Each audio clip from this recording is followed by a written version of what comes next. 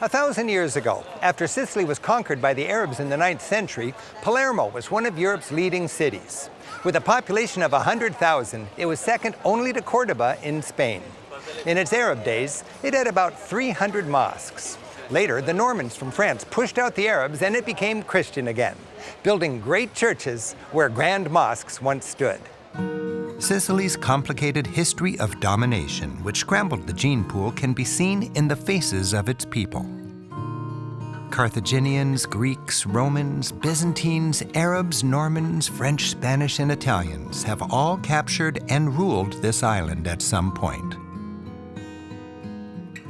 Sicily's many rulers also left their mark with grand architecture. This gate was part of a once foreboding Spanish wall, and the massive cathedral was funded by Normans from France.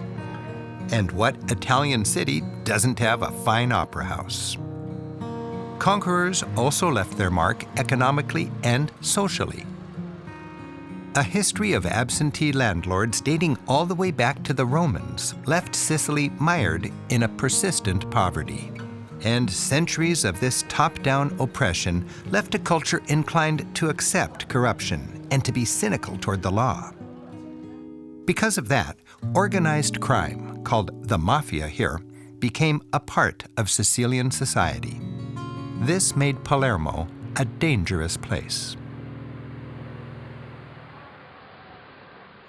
But the power of organized crime in Sicily has ebbed. In the 1990s, the government waged a vigorous campaign to finally rein in the mafia.